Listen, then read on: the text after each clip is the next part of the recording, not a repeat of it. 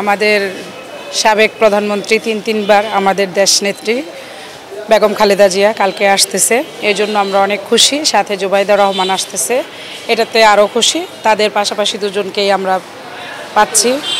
হ্যাঁ, আর এটা তো অবশ্যই আনন্দের বিষয়, যেহেতু অনেকটা বছর সে সাজাপ্রাপ্ত আসামি করে রেখেছে তাকে, তারপর চিকিৎসা পায়নি, আমাদের বাংলাদেশে কারাবন্দী ছিল। ওই হিসাবে ছাত্র আন্দোলনের পর ডক্টর ইউনূস সাহেব আসার পরে আমাদের দেশে তাকে মানে উন্নত চিকিৎসার জন্য বাহিরে দিয়েছে। এটাতে আমরা অবশ্যই যারা দলের লোক বিএনপির পক্ষ থেকে অনেক খুশি, এবং তাকে আমরা অবশ্যই রিসিভ করব কালকে। শুধু আমরা না, মনে হয় যে বিএনপি ছাড়াও পাশাপাশি মানে মন থেকে আমাদের প্রধানমন্ত্রীকে যারা ভালোবাসে আর কি, যারা ভালোবাসে তারা সবাই, সাধারণ জনগণ অবশ্যই তাকে রিসিভ করবে, এটা আমরা আশাবাদী।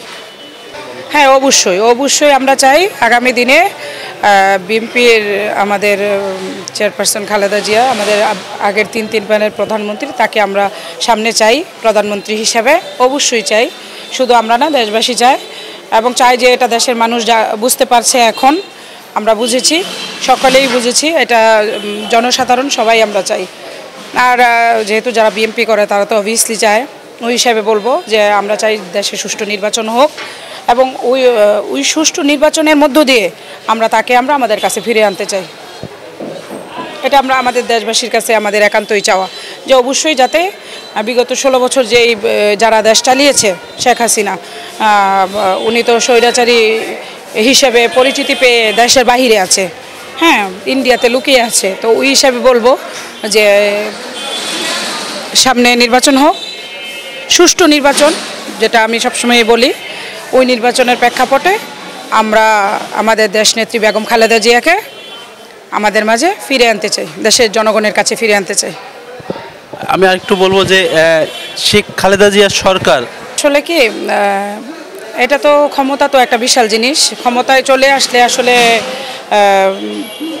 অনেকেই ঠিক থাকে না, কিন্তু আমাদের প্রধানমন্ত্রী যখন দেশ চালিয়েছে তখন তিনি সুষ্ঠু নির্বাচনের মধ্য দিয়ে নির্বাচন করেছেন, এবং দেশ থেকে ওইভাবেই জনগণ যেভাবে চেয়েছে সেভাবেই তিনি দেশের জন্য কাজ করেছেন। আর শেখ হাসিনা যে ছিল তখন তো দেশে উনি ওনার করে নির্বাচন দিয়েছে, এবং উনি ওনার মতো করে ভোট চুরি করেছে, জনসাধারণের ভোট চুরি করে সে তার স্থান থেকে মানে নড়ে নাই। ওই হিসাবে বলবো যে আমাদের প্রধানমন্ত্রী এরকমটা করবে না, দেশের জনগণ যেভাবে চায় আমরা ওইভাবেই তাকে অ্যাকসেপ্ট করব। দেশের জনগণ কি চায়? দেশের জনগণ কি চায়, আমরা যেহেতু ওনাকে চাই, দেশের জনগণ অবশ্যই চায়।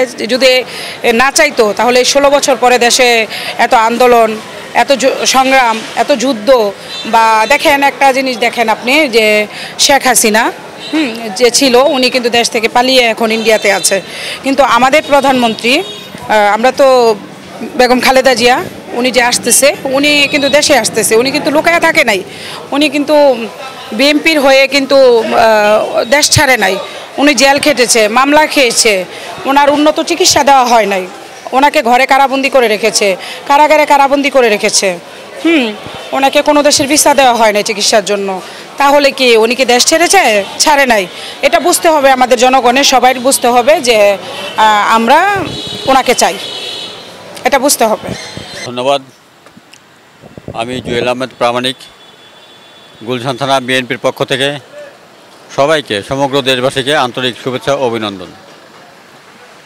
আপনারা জানেন যে দীর্ঘ 17টি বছর বিগত এই স্বৈর শাসক ফ্যাসিস্ট এবং খুনি হাসিনা যে আমাদের উপরে, বিশেষ করে বিএনপির উপরে যেভাবে, বিএনপির নেতাকর্মীদের উপরে যেভাবে নির্যাতন নিপীড়ন চালিয়েছে, এটা আসলে খুবই বাংলাদেশের মানুষের জন্য অত্যন্ত দুর্ভাগ্যজনক ছিল এবং কষ্টদায়ক ছিল। সেই সাথে আমাদের গণতন্ত্রের মা, আমাদের আপসীন নেত্রী, আমাদের মা বেগম খালেদা জিয়াকে বিনা কারণে প্রায় 9টি বছর কারাভোগ করতে হয়েছে। তাকে একটা মিথ্যা মামলা দিয়ে তাকে 9টি বছর কারানিবাস করে রাখা হয়েছিল। শুধু তাই না, তাকে শারীরিকভাবে নির্যাতন করা হয়েছে, তার সঠিক চিকিৎসা করা হয়নি। তিনি অসুস্থ থাকার পরেও তাকে সুচিকিৎসা দেওয়া হয়নি। আমরা বেশ কয়েকবার সরকারকে, ওই খুনি হাসিনা সরকারকে অনুরোধ করেছিলাম যেন আমাদের ম্যাডামকে সঠিক চিকিৎসা দেওয়ার জন্য বিদেশে নেওয়া হয়। তারা তো নেয়নি, বরংস আমাদের গণতন্ত্রের মা, আমাদের মায়ের উপরে এই ফ্যাসিস্ট সরকার অনেক নির্যাতন করেছে। যে একটা কথা আছে, রাখে আল্লাহ মারেকে। দেখেন আমাদের নেত্রী, আপসের নেত্রী, উনি সবসময় সততার সঙ্গে উনি কিন্তু ফাইট করেছেন। কোনো অন্যায় বা অন্যায় কোনো কিছুর সাথে তিনি কিন্তু কখনোই আপোষ করেননি এবং তিনি কখনোই দেশ ত্যাগ করেননি। তিনি কিন্তু বারবার বলেছেন, এই দেশ আমার, আমি মরলে এই দেশে মরব। দেশের প্রতি, দেশের মানুষের প্রতি তার এত ভালোবাসা ছিল, এটাই ছিল তার বহিঃপ্রকাশ। আজকে দেখেন যে আল্লাহর রহমতে সেই ফ্যাসিস্ট খুনি হাসিনা আজকে বাংলাদেশ থেকে বিলীন হয়ে গেছে, তার নাম নিশানা নাই। বাট আমাদের নেত্রী, আমাদের গণতন্ত্রের মা বেগম খালেদা জিয়া এখনও উনি সুস্থ আছেন। আবার উনি বাংলাদেশের মানুষের মাঝে ফিরে আসছেন। দীর্ঘ প্রায় 117 দিন, অর্থাৎ প্রায় 4 মাস চিকিৎসার পর উনি সম্পূর্ণ সুস্থ, উনি স্বাভাবিক। এটা আমাদের জন্য অত্যন্ত গর্বের বিষয়। এবং বাংলাদেশের 18 কোটি মানুষ তিনি যে দেশে আসছেন, মানুষ অধীর আগ্রহে তার জন্য অপেক্ষা করছে। আগামী 6 মে উনি ঢাকা বিমানবন্দরে অবতরণ করবেন। এখানে আপনারা দেখবেন প্রায় লক্ষ লক্ষ মানুষ তার জন্য কিন্তু অলরেডি এখানে আজ থেকে কিন্তু প্রচুর মানুষের সমাগম তাকে একটু দেখার জন্য। সুতরাং আমি বলবো যে দেখেন, আজকে উনি সঠিক পথে ছিল, সৎ ছিল এবং আপসের নেত্রী ছিল বলেই আল্লাহ তাকে সম্মানিত করেছে। এটা আল্লাহর অশেষ রহমত এবং বাংলাদেশের 18 কোটি মানুষের দোয়া ছিল বিদায় উনি আজকে সম্পূর্ণ সুস্থ হয়ে চিকিৎসা শেষে দেশে ফিরবেন। এটা আমাদের জন্য অনেক গর্বের বিষয়। আমরা বিএনপি যারা করি, আমরা তো অবশ্যই চেষ্টা করব যে আমরা যাতে আমাদের সাবেক 3 বারের প্রধানমন্ত্রী বেগম খালেদা জিয়া যেভাবে দেশ চালিয়েছে তার নেতৃত্বে আমরা এইভাবে দেশটা চালাবো। এখন মনে করেন যে একটা লোক দলের কেউ খারাপ করলো বা কেউ শৃঙ্খলা, 10টা আঙুল কিন্তু একরকম না, 5টা আঙুল একটু তো নড়বড় আছে। তো ওই হিসাবে দলেরও কিছু লোক এরকম আছে যেগুলো নাকি দলের ক্ষতি করে বা দলের উপরে প্রেশার ক্রিয়েট করে বিএনপির উপরে। তো ওই লোকগুলাকে মানে ওইভাবে আমি মনে করি যে আমাদের বেগম খালেদা জিয়া যে আসতেছে উনি ওনার মতো করি, আগের মতো করি, একদম শৃঙ্খলাবদ্ধভাবেই দেশটা ওইভাবেই চালাবে, আশাবাদী। বাংলাদেশের মানুষকে শেখ হাসিনা বা আওয়ামী লীগ আবার ক্ষমতায় আনবে কিনা? হ্যাঁ, এটা তো আসলে কি আওয়ামী লীগ যে বললেন যে ক্ষমতায় আসবে কিনা, এটাই তো বললেন। এটা তো যদি আমার মনে হয় না, এটা পরবর্তী পদক্ষেপ, কিন্তু বর্তমানে তো দেখছি না, বর্তমানে তো এরকম কিছু পাচ্ছি না। কারণ সে তো ছাত্র আন্দোলনে উনি খুনির আসামি, ওনার এরকম বিচার হওয়া উচিত যে উনি যেরকম কাজগুলো করছে, যে একদম স্টুডেন্টদের সাথে যে কাজগুলো করছে এটা মোটেও ঠিক হয় না। দেশের যারা সাধারণ স্টুডেন্ট ছিল তাদেরকে রাজাকার বলছে, দেশের মানুষদের রাজাকার বলছে। তো ওই হিসাবে কিন্তু হাজার হাজার লক্ষ লক্ষ বাঙালি সে হত্যা করেছে।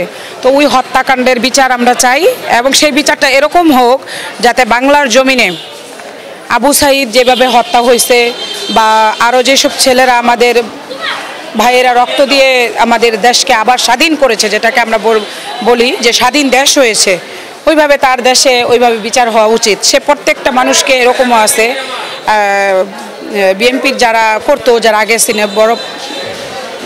বড় আছে না বয়সে, যারা সিনিয়র পার্সন ছিল তাদেরকে ধরে ধরে মৃত্যুদণ্ড দিয়েছে, যেটা ওনার উচিত হয় নাই।